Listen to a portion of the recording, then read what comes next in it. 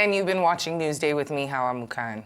And I'm Aaron Akirojala. Goodbye, and thank you for watching. Global Business Report is next with Rotus Odiri. But before that, we leave you with a special interview. That's right. Can technology solve Nigeria's data gaps, or is it the human factor too overwhelming? Also, what lessons can Nigeria learn from India's tech talent pipeline? These questions were posed to Elo Umeh, founder and CEO of technology firm Terragon Group. He sat down with Arise business correspondent Rotus Odiri. Let's take a look. Behind me is not just a beautiful horizon. These are data centers. There's activity happening everywhere across this Victoria Island skyline. So why does Nigeria have a data problem? Most recently, we were celebrating the fact that kidnapped students in Kaduna had been returned back to their parents and their homes. But there was a discrepancy in exactly how many students were kidnapped and how many were returned. Here's Dr. Ruben Abati on the Arise News Morning Show. What happened to the school authorities who gave us a different number? The school authorities said 287. We're being told 137. We're now being told 131. Why is it so difficult to count human beings in Nigeria? We even do national population census. We don't even know the number of human beings that are in Nigeria. We're just always doing estimates, over 200 million, over 210 million. It should be possible to know how many we are. And in serious situations like this, we should be more exact. So for the Global Business Report's Eye on Tech, we decided to speak with the founder and CEO of the Terragon Group, a technology company right here in Lagos, Nigeria, to get his thoughts on Nigeria's data issues and much more. All right, so you heard Dr. Abati's comments, right, when he was, talking about this data issue that we have in Nigeria. Why do we have a data problem? Because I was looking at your Terragon mug, and it says there, where there's data smoke, there's business fire, I guess representing opportunity, right? So, but as a whole, why do we have this data issue in Nigeria? I think that we're conflating the issues. I don't think, from a technology standpoint where we play, I think technology is going to solve a lot of the data concerns we have. And that will come from some of the things the government's already doing. So how BVN, NIN, national identity, which is NIN, all of that stuff, being able to link them and linking that to SIM registration and banking information, I think we'll get a true sense of what the issues are. And this also links to other social issues that we're dealing with. What is the catalyst? The catalyst is going to be technology. There have been a lot of things historically that have happened, and we haven't kept records properly. We have come up with numbers, and we've had to continue to defend those numbers in some shape or form. But the reality about technology is it's a big part of it. It's the accuracy that it gives you. But the disparity, you've got you're in the tech space, you've got so many great Nigerian companies that are using data to reach customer. We'll get to your business model, but the disparity, like the school issue, we don't know how many students were got. Why does that disparity exist? Why do you think it exists? I think there are areas where I don't have a very, very clear understanding of, right? I think that if somebody goes to a school and takes a bunch of students, I'll use my kids' school as an example. There's a class and there are 5 arms. Typically, the number of students in those arms is between 16 and 20. That's my understanding. So if you multiply that number, take an average and multiply that number by 5, you get something around 100 students per arm. So if an entire arm disappears, you will know that you have a sense of there's 100 students that have disappeared. There's probably an issue of the information at a level of government is very different from the reality within the school, or there is a huge, students are not making it to school, right? So the schools say they register X number of students, and maybe the reality is 20% sure. So I think those are social issues, yeah. And challenges that need to be dealt with. But there is a limit to what technology can do. Can technology solve that kind of problem? No. If there isn't alignment, if there isn't sincerity of purpose, if there isn't the commitment to do it, then technology cannot work magic. It's going to be a sheer case of rubbish in and rubbish out. out. All right, so tell us about your business model, how you are utilizing data to further the interests of businesses and so on here in Nigeria. So we have been playing in this space I've been an entrepreneur for 14 years. As a cloud data platform, we have been in this space this is our 6th year. And prior to this, what were we doing? I think that context is useful. We pioneered mobile advertising in Africa, which is you open up a web page in 2010, you open up a web page and you see a banner ad on there. We were the first to launch that on the continent. We built out a business, and this was before any noise on privacy. This was before people started thinking about smartphones, the number of apps they have on their smartphones, the data that these apps were emitting.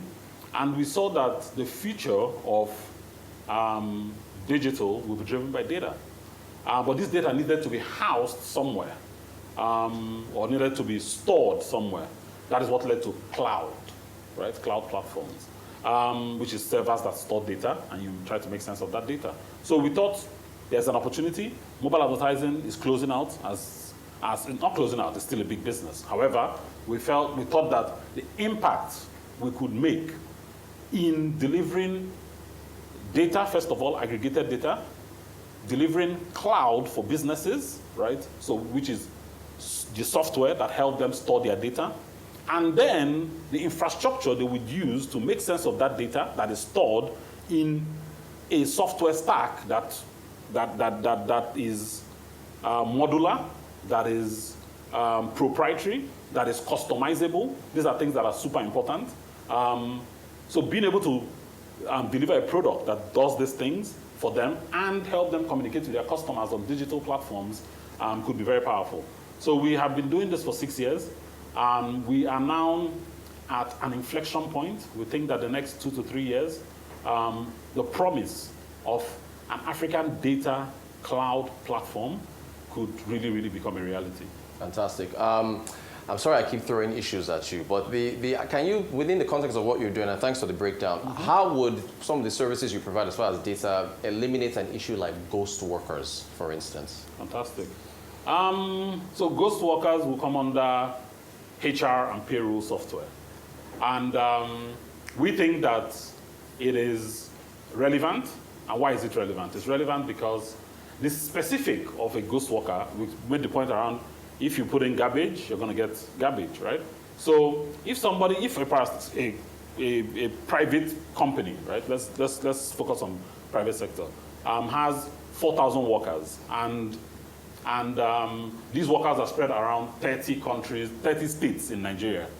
How can they keep track of the number of workers that beyond being on the payroll, productivity, right? That show up to work. There are a number of data sets that need to be put together, right? There's a location where they need to show up. There is a phone, which is technically a computer that they have in their pockets. And if they show up to work with a device that is connected, with a phone number that is connected to that individual, we can tie GPS mapping information to the location of the business and where that person is spending a lot of their time, right? So if somebody lives, for instance, we take Nasarawa State, right? Nasarawa has a city called a town, Kefi, and they have a capital, Lafia, right? If the office is in Lafia, that person would have to shuttle between Kefi and Lafia. That trail can be identified. The velocity of that, how many times that happened over the course of the month, is 20 times. The validation of his presence in the office through a checklist. Did he come to the office? Did he sign in somewhere? Did he report XYZ in person in the office? These are all things that can be aggregated. If they're aggregated, put together in a computer can do the decisioning. Can do the thinking, right? And we, as human beings, which is now going to become our jobs, is we now make the decision.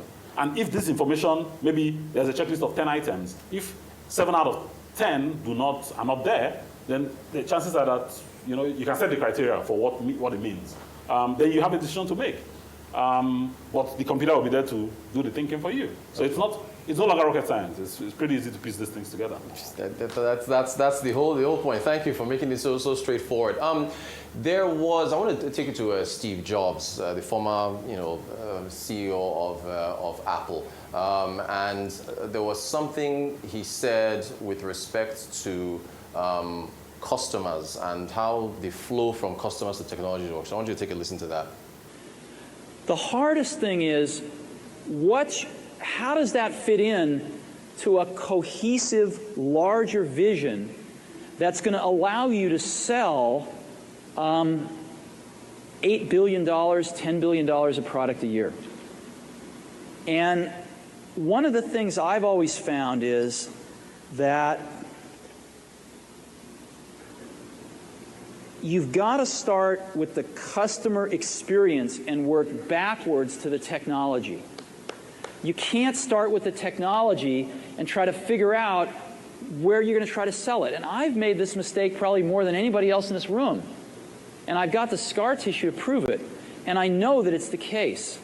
And as we have tried to come up with a strategy and a vision for Apple,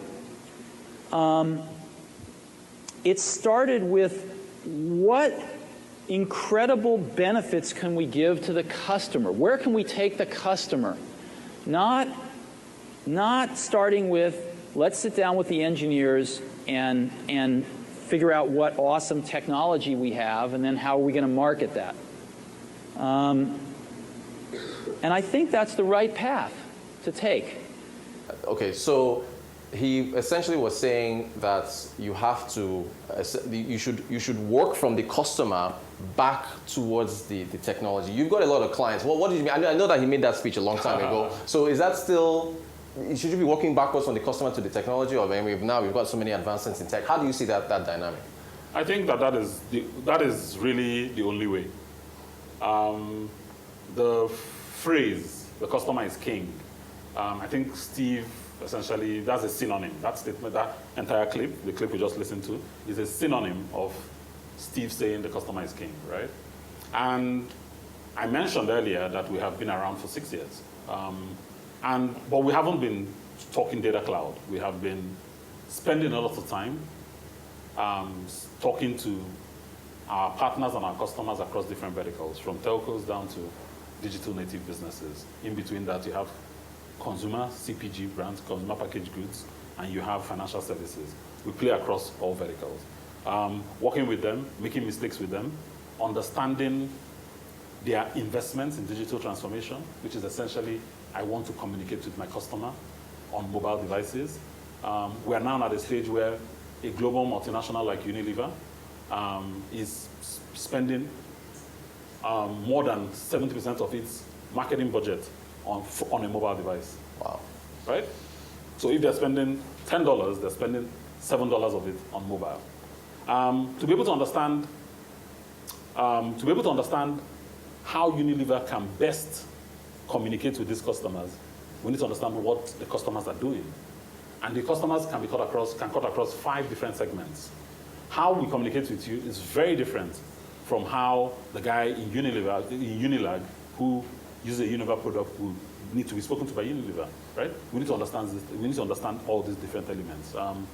And being able to, when you understand how the customer behaves, you can then design a product, right? So you have a product that you test with a customer. You A/B test that product. You don't just jump in with a product and you run it at scale. No, it's going to be very different. So spending time with the customer is the only way, and it takes time. To be able to deliver on a platform, and we call ourselves a platform, and we are very, very clear about it. And in technology, a platform, most times, has 2 sides to it. Typically, it has what you call a demand side, and it has a supply side. So you, on a Google search platform, for instance, which is a platform, you are demanding information from Google, and Google is supplying that information to you. But the publisher, whose information is being supplied, is a supplier to Google, and Google is a demand, right? So it changes most of the time. So that's really, so the way to put this complex web together and deliver a service requires time, effort, and understanding the customer. That is the only way. Fantastic. Now, I want us to, I don't know, take a quick walk through your office because I want to ask you about tech skills and the whole Jackpot phenomenon.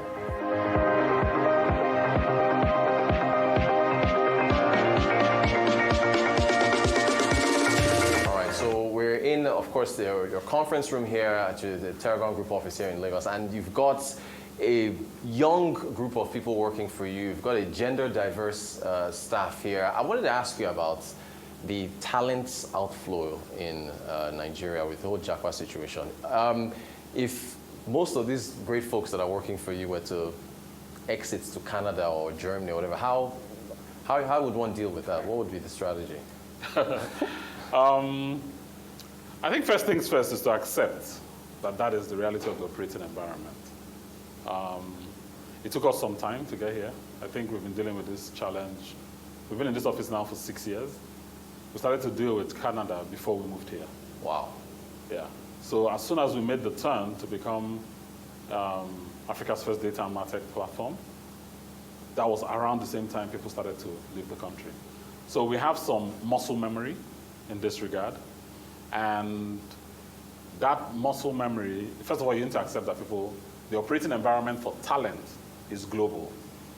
And I would use an example, right, I'll use an example to make my point, right? I started to go to Canada. I started to go to India about 10 years ago. In fact, more than 10 years ago. This is the 11th year. The first time I went to India was 2013. And when I got to India in 2013, the city where we settled in India is Bangalore. And Bangalore had a a nice airport, a nice enough airport. And I'm making a point with this. Maybe a year after we got into Bangalore and started to build a business out of Bangalore, they built a new airport, right? And they used that airport for about 8 years, right? And last year, they launched a third airport in a period of 10 years. What does that do? Why is that important? It's important because everybody talks about India as a place for a global hub for talent. But the airport in Bangalore, which is the #1 city for tech talent in India, has changed 3 times. So if I want to fly into Bangalore, would I be thinking about the airport? No, the airport has improved every 5 years or so, right? So that is a small piece of an ecosystem, right? And then you go into the city and you snap your finger and you're looking for talent. You have several IIT graduates, thousands of them every year, who come to Bangalore. And when you ask for, I'm looking for somebody who is very skilled at Python, right? You don't get 10 applications. You get maybe 5,000 applications. Wow. Right?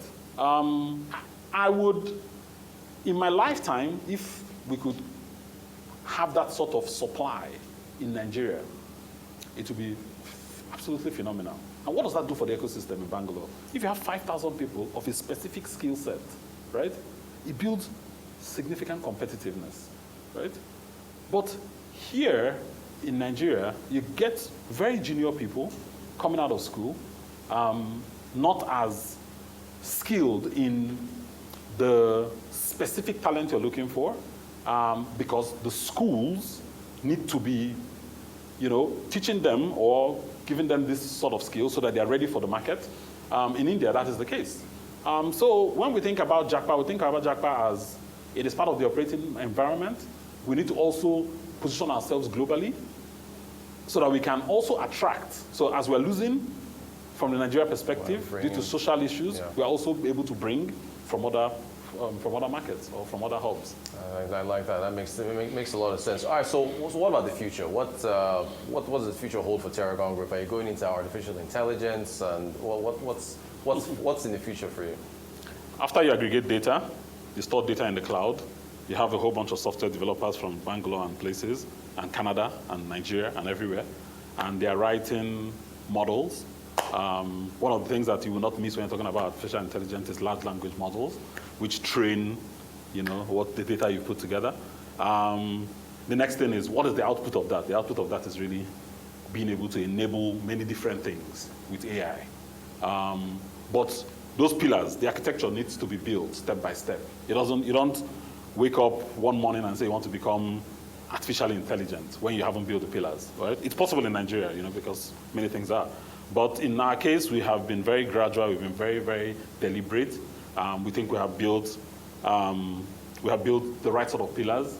I think that the next step now for us will be to enable some very impactful use cases with artificial intelligence. I think that something that is also super important when we talk about artificial intelligence is it's not just any company that needs to wake up and start solving problems with artificial intelligence, because there is ethical issues, there is trust issues, there is people can cause a lot of havoc if they lay their hands on large language models, on very large data sets. So governance is also very critical. I think we should be talking more about governance than we are talking about even artificial intelligence, right? Because it can wreak quite a bit of havoc, and I think that governance comes down to, if there's a company that is saying that they're trying to solve problems with artificial intelligence, we need to look at what does the board look like, who are the investors in this company, what sort of engagements does this company have with regulators, right? If you can tick these boxes, then you have the responsibility. You have shown responsibility. That's some of the work you're trying to do in an ecosystem like Nigeria, and by extension, Africa.